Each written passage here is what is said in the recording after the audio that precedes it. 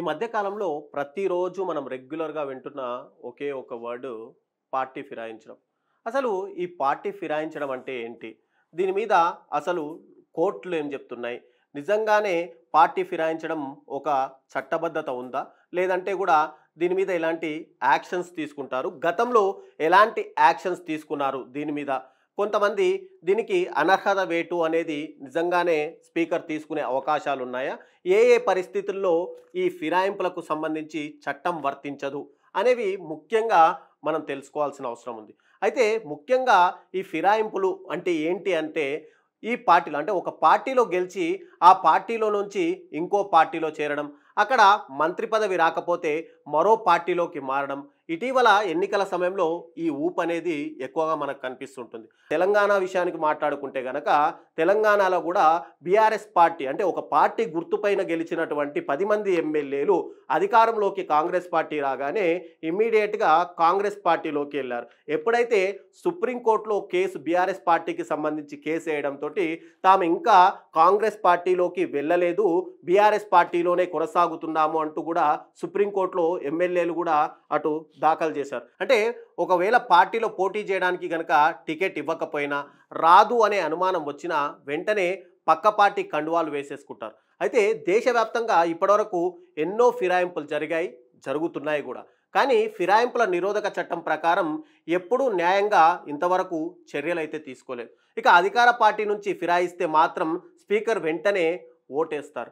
అదే గనక ఇతర పార్టీల నుంచి అధికార పార్టీలో చేరితే మాత్రం వారిపై స్పీకర్ నిర్ణయాన్ని అంత త్వరగా తీసుకోరు. ఎందుకంటే స్పీకర్ ఎప్పుడు కూడా నిర్ణయం తీసుకోవాలనేది ఆయన విచక్షణాధికారానికే చట్టం వదిలేసింది కాబట్టి. ఈ ఒక్క లూప్ హోల్ తోటే అధికారంలో ఉండేటువంటి రాజకీయ పార్టీలు ఫిరాయింపుల రాజకీయాలని ఎక్కువగా అయితే వాడుకుంటున్నాయి. రాజకీయ అవినీతికి కానీ, అనిశ్చితికి కానీ, అస్థిరతకు కానీ కారణమవుతున్న పార్టీ ఫిరాయింపులు ప్రతి ఒక్కరు కూడా అసలు తెలుసుకోవాలి.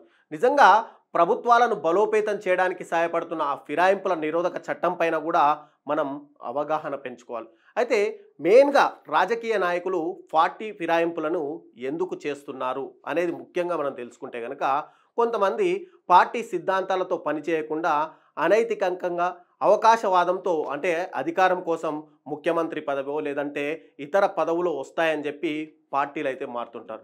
ప్రభుత్వంలో పలుకుబడి తమకు అనుకూలంగా ఉన్నటువంటి ప్రభుత్వ నిర్ణయాలు కానీ ధన సంపాదన లాంటివి ఈ ఫిరాయింపులకు ముఖ్యంగా కారణాలుగా అయితే మనం చెప్పుకోవచ్చు. అయితే సంఖ్యాపరంగా శాసనసభలో సాధారణ మెజార్టీకి దగ్గర స్థానాలు అంటే ఎక్కువ లేదా తక్కువ పొంది ఉన్నట్లయితే పార్టీ ఫిరాయింపులు ముఖ్యంగా ఈ రాజకీయాల్లో ఎక్కువగా అయితే జరుగుతుంటాయి. అయితే కొన్ని సందర్భాల్లో పార్టీ అధినాయకత్వం నిరంకుశ నిర్ణయాలకు నిరసనగా కూడా ఇక్కడ పార్టీ ఫిరాయింపులు అయితే ఉంటాయి. అంటే ప్రభుత్వం గనక సరైన నిర్ణయాలు తీసుకోకపోతే వాళ్లకు ఆ నిర్ణయం అనేది ప్రభుత్వం తీసుకున్న నిర్ణయం గనక నచ్చకపోతే ఈ పార్టీ ఫిరాయింపులు కూడా జరుగుతుంటాయి. అయితే ఎన్నికలు సమీపిస్తున్నప్పుడు పార్టీ అధికారంలోకి రాదని గనక భావిస్తే కూడా ఇతర పార్టీలోకి నేతలు ఫిరాయించడం అనేది ఎక్కువగా అయితే జరుగుతుంటాయి. అయితే ఎన్నికలైన వెంటనే ఎన్నికైనటువంటి స్వతంత్ర సభ్యులు ఏదో ఒక పార్టీలోకి అంటే ముఖ్యంగా ఎవరైనా చూసుకుంటే కనుక అధికార పార్టీలోకి వెళ్ళడానికి సుముఖత అయితే వ్యక్తం చేస్తారు. దాంట్లో భాగంగానే ఇక్కడ ఫిరాయించడాలు అనేవి జరుగుతుంటాయి. ముఖ్యంగా ప్రతిపక్ష పార్టీ సభ్యులు కూడా పార్టీ ఫిరాయింపుల చట్టంలోని లోపాలను ఆధారంగా చేసుకొని ఎన్నికైన పార్టీకి అంటే ప్రజెంట్ ఇప్పుడు మన దగ్గర ట్రెండ్ నడుస్తున్నది ఏంటంటే బీఆర్ఎస్ పార్టీ గుర్తుపైన గెలిచి అధికార పార్టీ అయినటువంటి కాంగ్రెస్లోకి అయితే దాదాపు 10 మంది ఎమ్మెల్యేలు అయితే జంప్ అయ్యారు. ముఖ్యంగా చూసుకుంటే అధికార పార్టీకి అక్కడ విధేయత ప్రకటించి కొన్నిసార్లు అక్కడికి వెళ్ళి మంత్రి పదవులు పొందాలనేది కూడా ఇక్కడ నేతల యొక్క ముఖ్య ఉద్దేశం. అయితే పార్టీ ఫిరాయింపులను ప్రజలు పెద్దగా తప్పుగా భావించకపోవడం, తిరిగి వాళ్ళనే మళ్ళీ మనం ఎన్నుకోవడం, ఇవి కాకుండా పార్టీలో సమర్థవంతమైన నాయకత్వం లేకపోవడం కానీ, పార్టీలో ప్రజాస్వామ్యం లోపించడం కానీ, ఎక్కువ మొత్తంలో ముఠా రాజకీయాలు కానీ, వారసత్వ రాజకీయాలు లాంటివి కూడా ఇక్కడ పార్టీ ఫిరాయింపులకు ముఖ్యంగా కారణాలు అవుతున్నాయి. అంటే దీన్నే మనము మాట్లాడుకుంటే పార్టీ ఫిరాయించడం అని అనొచ్చు. అయితే దీన్ని నియంత్రించడానికి పార్టీ ఫిరాయింపుల నిరోధక చట్టాన్ని కూడా అమలు చేస్తున్నారు. దీని గురించి మాట్లాడుకుంటే కనుక 1985లో రాజీవ్ గాంధీ ప్రభుత్వం పార్టీ ఫిరాయింపులను నియంత్రించే లక్ష్యంతో 52వ రాజ్యాంగ సవరణ ద్వారా అంటే చట్టం ద్వారా 10వ షెడ్యూల్ని ఇక్కడ చేర్చారు. ముఖ్యంగా 10వ షెడ్యూల్కి సంబంధించి ఇక్కడ చూసుకుంటే కనుక నీ నిరోధక చట్టాన్ని గురించి టోటల్గా ఈ 10వ షెడ్యూలు మనకైతే వివరిస్తుంది. ఈ చట్టం ప్రధాన ఉద్దేశం ఏంటి అనేది చూసుకుంటే కనుక ఇక్కడ డిస్క్వాలిఫికేషన్ ఏం చేయొచ్చు, లేదంటే వాళ్ళని ఎలాంటి దాని నుంచి విముక్తి చేయొచ్చు అనే దాని మీద కూడా ఈ చట్టం ప్రధాన ఉద్దేశం. అయితే దేశ పార్లమెంటరీ ప్రజాస్వామ్యమైనటువంటి ఈ చట్టంలో చూసుకుంటే వ్యవస్థను రక్షించి బలోపేతం చేయడం కానీ ప్రజా జీవన ప్రక్షాళనలో ఇది మనకు మొదటి అడుగుగా అప్పట్లో ఈ చట్టం తీసుకొచ్చినప్పుడు రాజీవ్ గాంధీ కూడా వ్యాఖ్యానించారు. అయితే దీంట్లో ముఖ్యంగా ఆర్టికల్ 101 కానీ 102 కానీ 190 కానీ 191లో పార్టీ ఫిరాయింపుల నిరోధక చట్టం గురించి దీంట్లో ముఖ్యంగా అయితే పేర్కొన్నారు. అయితే ఈ చట్టం తీసుకురావడానికి ముఖ్య కారణం ఏంటి అనేది మనం మాట్లాడుకుంటే కనుక 1967లో హర్యానా రాష్ట్రంలో కాంగ్రెస్ పార్టీకి చెందినటువంటి గయాలాల్ అనే ఒక శాసనసభ్యుడు ఒకే రోజులో 2 పార్టీలు మారాడు. మరి 15 రోజుల తర్వాత 3 రాజకీయ పార్టీ అంటే ఎన్నికైన తర్వాత ఒకే రోజు 2 పార్టీలు మారి ఆ తర్వాత 15 రోజుల తర్వాత మళ్ళొక పార్టీలోకి మారడం అప్పట్లో దేశ రాజకీయాల్లో ఇది ప్రధానమైనటువంటి చర్చనీయాంశంగా అయితే అయింది. దీన్ని ఆధారంగా చేసుకునే పార్టీ ఫిరాయింపులను ఆయారాం గయారాం సంస్కృతిగా రాజకీయ విశ్లేషకులు అయితే పేర్కొన్నారు. అంటే పార్టీ ఫిరాయింపుల నిరోధక చట్టం అనర్హత ఎవరికి వర్తిస్తుంది అనేది ముఖ్యంగా మనం మాట్లాడుకుంటే కనుక ఏదైనా ఒక పార్టీ తరపున ఎన్నికై తర్వాత స్వచ్ఛందంగా పార్టీకి రాజీనామా చేసిన సందర్భంలో అంటే ఒక వ్యక్తి కనుక స్వతంత్ర అభ్యర్థిగా పోటీ చేసి గెలిచిన తర్వాత తను లేదంటే స్వచ్ఛందంగా పదవికి రాజీనామా చేసిన సందర్భంలో అంటే ఎమ్మెల్యేగా రాజీనామా చేసిన సందర్భంలో ఇది అనేది వర్తించాలి. అయితే నెక్స్ట్ పార్టీ ఆదేశాలకు విరుద్ధంగా ఓటేయడం లేదా పార్టీ అనుమతి లేకుండా అంటే అక్కడ ఏదైనా బిల్లు పాస్ సమయంలో కానీ లేదంటే ప్రభుత్వం నుంచి కానీ గవర్నమెంట్ నుంచి పార్టీ నుంచి విప్ జారీ చేసినప్పుడు ఆ విప్కు హాజరు కాకపోవడంలో అంటే ఒకవేళ గనక ఈ విప్ నుంచి కూడా తప్పించుకునే అవకాశం అంటే 15 రోజుల్లోపు గనక పార్టీ అతన్ని క్షమిస్తే గనక ఈ డిస్క్వాలిఫికేషన్ నుంచి ఆయన బయటపడే అవకాశాలు ఉన్నాయి. లేదంటే ఎప్పుడైనా సరే ఇతన్ని డిస్క్వాలిఫై కూడా చేయొచ్చు. ఇక స్వతంత్ర అభ్యర్థిగా ఎన్నికైనటువంటి ఏదైనా వ్యక్తి రాజకీయ పార్టీలో చేరినప్పుడు అతన్ని కూడా డిస్క్వాలిఫై చేసే అవకాశాలు ఉన్నాయి. మరోటి చట్టసభల్లో నియమించిన అంటే నామినేటెడ్ పోస్టుల్లో ప్రమాణ స్వీకారం చేసిన రోజు నుంచి గనక 6 నెలల తర్వాత ఏదైనా రాజకీయ పార్టీలో చేరినప్పుడు ఇతని మీద డిస్క్వాలిఫైన్ కూడా చేసే అవకాశాలు అయితే ఉన్నాయి. ఇక పార్టీ ఫిరాయింపుల నిరోధక చట్టం అంటే 1985 ప్రకారం ఎవరెవరికి వర్తించదు అనేది కూడా ముఖ్యంగా మనం తెలుసుకోవాలి. ఇప్పటివరకు ఎవరినైతే డిస్క్వాలిఫై చేసే అవకాశాలు ఉన్నాయో తెలుసుకున్నాం కాబట్టి ఇక డిస్క్వాలిఫై నుంచి తప్పించుకునే అవకాశాలు ఎవరికి ఉన్నాయి అంటే ఏదైనా ఒక పార్టీ మొత్తం సభ్యుల్లో 1/3 వంతు చీలిక వర్గంగా ఏర్పడినప్పుడు వీళ్ళు డిస్క్వాలిఫై అయ్యే అవకాశాలు అయితే లేవు. ఇక నెక్స్ట్ మొత్తం పార్టీ సభ్యుల్లో 2/3 వంతు సభ్యులు కనుక అంగీకారంతో 2 లేదా అంతకంటే ఎక్కువ పార్టీలు కనుక విలీనమైన అంటే దీంట్లో మెజార్టీ 2/3 వంతు సభ్యులందరూ కలిసి ఇతర పార్టీలోకి వెళ్తే గనక వీళ్ళని డిస్క్వాలిఫై చేసే అవకాశాలు లేవు. ఇక పార్టీలోకి వెళ్ళని సభ్యులు కూడా ఎవరైతే మిగిలి ఉన్న సభ్యులు ఉన్నారో వాళ్ళని కూడా డిస్క్వాలిఫై చేసే అవకాశాలు అయితే లేవు. ఇక స్పీకర్ కానీ డిప్యూటీ స్పీకర్గా కానీ ఇక పార్లమెంట్ విషయానికి వస్తే చైర్మన్ కానీ డిప్యూటీ చైర్మన్గా కానీ తమ పార్టీ సభ్యత్వానికి రాజీనామా చేసిన లేదా పదవీ కాలం తర్వాత తిరిగి అదే పార్టీలో చేరినా కూడా ఈ చట్టం వర్తించదు అని చెప్పి అయితే మనకు మెయిన్గా ఈ 1985 షెడ్యూల్ 10 ప్రకారం ఇక్కడ దీంట్లో అయితే అసైన్ చేశారు. ఇక కొన్ని ఫిరాయింపుల కేసుల గురించి ముఖ్యంగా మనం తెలుసుకోవాల్సిన అవసరం ఉంది.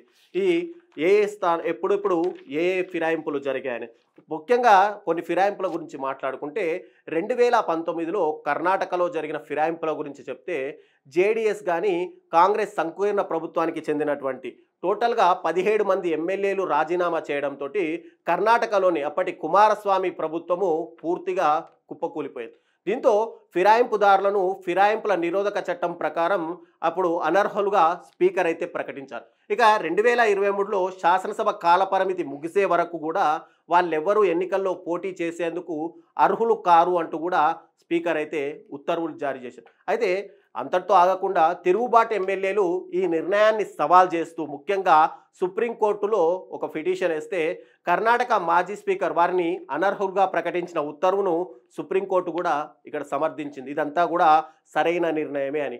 కానీ ఏదైతే శాసనసభ కాలపరిమితి ముగిసేదాకా వారు ఎన్నికల్లో పోటీ చేయడానికి వీల్లేదు అంటూ స్పీకర్ ఇచ్చిన ఉత్తర్వులను మాత్రం ఇక్కడ సుప్రీంకోర్టు అయితే కొట్టేసింది.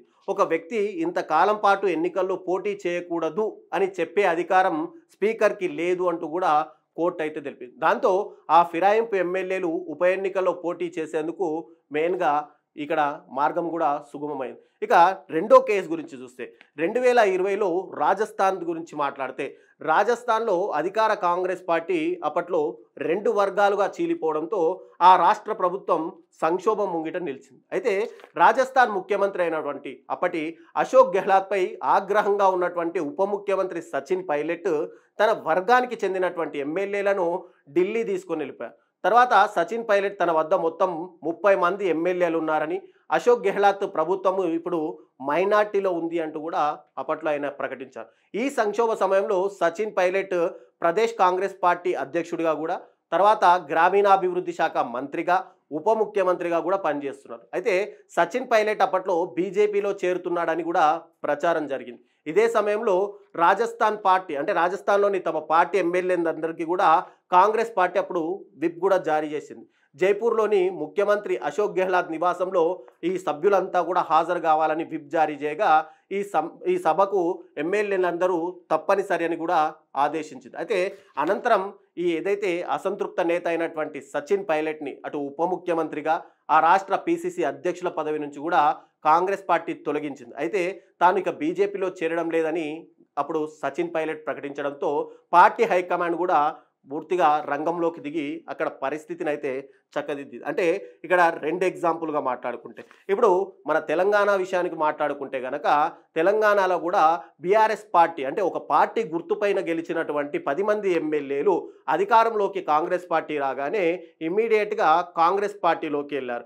ఎప్పుడైతే సుప్రీంకోర్టులో కేసు బీఆర్ఎస్ పార్టీకి సంబంధించి కేసు వేయడంతో తాము ఇంకా కాంగ్రెస్ పార్టీలోకి వెళ్ళలేదు, బీఆర్ఎస్ పార్టీలోనే కొనసాగుతున్నాము అంటూ కూడా సుప్రీంకోర్టులో ఎమ్మెల్యేలు కూడా అటు దాఖలు చేశారు. అయితే ఇక్కడ చూసుకుంటే కనుక ఏదైతే బీఆర్ఎస్ పార్టీలో ఎగ్జాంపుల్గా మాట్లాడితే బీఆర్ఎస్ పార్టీలో గెలిచినటువంటి దానం నాగేందరు అటు బీఆర్ఎస్ పార్టీకి రాజీనామా చేయకుండా కాంగ్రెస్ పార్టీలో చేరిపోవడం, ఆ తర్వాత ఎంపీగా కాంగ్రెస్ పార్టీ నుంచి పోటీ చేయడం, అక్కడ ఓడిపోవడంతో మళ్ళీ ఎమ్మెల్యేగా కొనసాగుతున్నారు. అంటే కాంగ్రెస్ పార్టీలోకి వెళ్లకుండానే ఎలా కాంగ్రెస్ పార్టీ ఇక్కడ అతనికి ఎంపీ సీట్ ఇచ్చింది అనేది కూడా ఒక సంచలనంగా అయితే మారింది.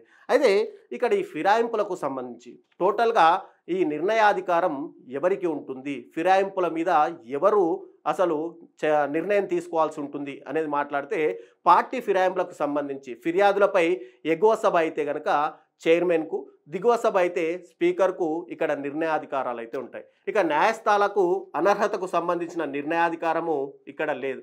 అయితే స్పీకర్కు నిర్ణయాధికారం ఏదైతే ఉందో ఆ నిర్ణయాధికారము ఉన్నప్పటికీ కూడా స్పీకర్ నిర్ణయంపై న్యాయస్థానాలు రాజ్యాంగ సమీక్ష చేసే అధికారం ఉంటాయని చెప్పి కూడా ముఖ్యంగా కొన్ని కేసుల విషయంలో మాట్లాడితే కనుక కిహోటో హోలోహాన్ వర్సెస్ జచెల్హు కేసులో, మరొకటి రవి ఎస్ నాయర్ వర్సెస్ భారత ప్రభుత్వం కేసులో సుప్రీంకోర్టు అయితే స్పష్టం చేసింది. ఇక దీంతో పాటు ఏదైతే కుల్దీప్ నాయర్కి సంబంధించిన కేసు కావచ్చు, భారత ప్రభుత్వానికి సంబంధించి రాష్ట్ర శాసనసభ్యుడు రాజ్యసభ ఎన్నికల్లో ఒకవేళ పార్టీ ఆదేశాలకు దీంతో పాటు కొన్ని కేసుల గురించి మనం మాట్లాడితే కనుక ఇక్కడ మాయావతి వర్సెస్ మార్కండేయ చంద్ కేసు కూడా 1998 కూడా మాట్లాడుకోవచ్చు.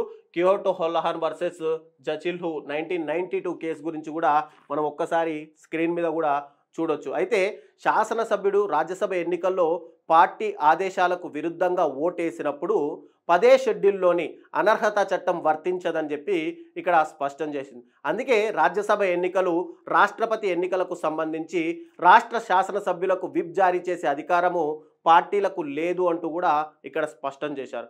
అయితే 91వ రాజ్యాంగ సవరణ చట్టం 2003 ప్రకారం చూసుకుంటే కనుక దీన్ని ఎలా మార్చారు అనేది పార్టీ ఫిరాయింపుల నిరోధక చట్టంలోని లోపాలను సవరించడానికి ముఖ్యంగా కేంద్ర ప్రభుత్వం 2003లో 91వ రాజ్యాంగ సవరణ ద్వారా కింది మార్పులను అంటే కొన్ని మార్పులను చేసుకుంటూ వచ్చింది. అవి రాజ్యాంగంలోని 75(1)Bని చేర్చడం ద్వారా పార్టీ ఫిరాయింపుల నిరోధక చట్టం కింద అనర్హులైనటువంటి పార్లమెంటు సభ్యులను మంత్రులుగా సభ పదవీ కాలం ముగిసే వరకు లేదా తిరిగి సభకు ఎన్నికయ్యే వరకు కూడా నియమించరాదు అని.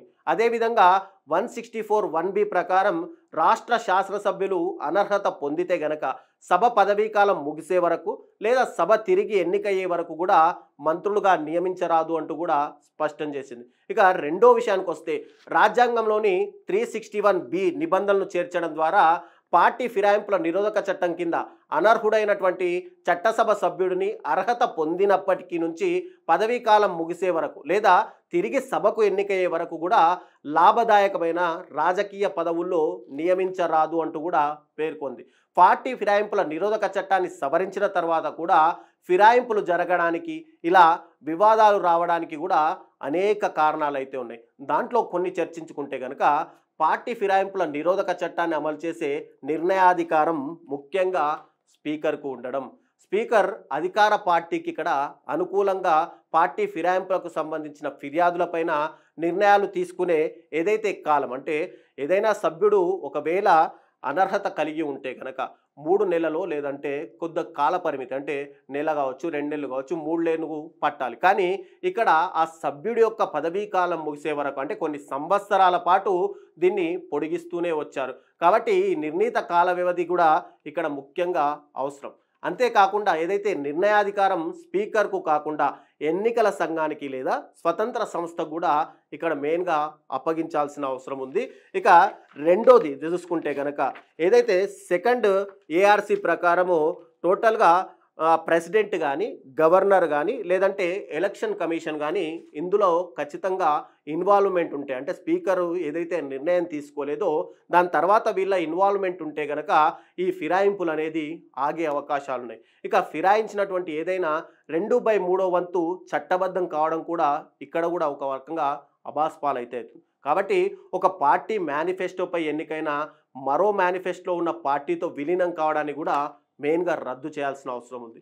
రాజకీయ అస్థిరతకు కానీ సమర్థతకు కానీ రాజకీయ అవినీతికి కానీ అనైతిక పాలనకు కానీ రాజకీయ పదవుల ప్రాముఖ్యత తగ్గడానికి కానీ అధికారుల ప్రాబల్యం పెరగడానికి కానీ ప్రజాస్వామ్యం అంటే ఇక్కడ అంకెల గారడి కాకుండా నిజమైన ప్రజాభిప్రాయానికి ప్రతిబింబం కావాలంటే ఈ పార్టీ ఫిరాయింపులను సంపూర్ణంగా నిరోధించాల్సిన అవసరం చాలా మటుకు ఉంది. అయితే పార్టీ ఫిరాయింపుల నిరోధక చట్టానికి సంబంధించిన కేసుల పరిష్కారానికి న్యాయ వ్యవస్థను ఆశ్రయించడం వల్ల కూడా ఇప్పుడు అనేక ప్రయోజనాలు అయితే ఉన్నాయి. ఇప్పుడు చాలా వరకు కేసులకు సంబంధించి అటు సుప్రీంకోర్టుని కూడా ఎప్పటికప్పుడైతే ఈ పార్టీలు కూడా ఆశ్రయిస్తూనే ఉన్నాయి.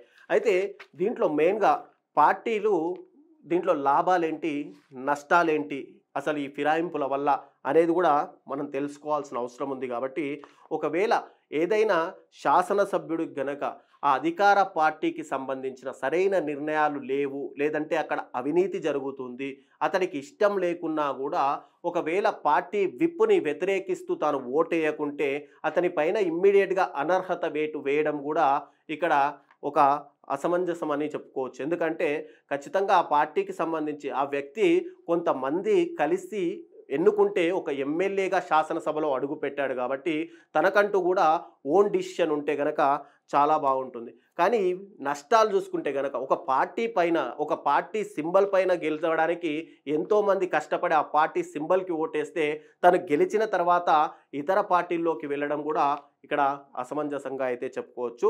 ఇవి మెయిన్గా చూసుకుంటే గనక పార్టీ ఫిరాయింపులకు సంబంధించిన టోటల్గా ఈ లాని చూసుకోవచ్చు. లేదంటే మనం చూసుకుంటే దినేష్ గోస్వామి కమిటీకి సంబంధించి లా కమిషన్ ఆఫ్ 170th రిపోర్టుకు సంబంధించి మనం మాట్లాడితే అయితే ఎలక్షన్ కమిషన్కి సంబంధించి టోటల్గా ఇవన్నీ కేసులు కూడా పార్టీ ఫిరాయింపులకు సంబంధించి.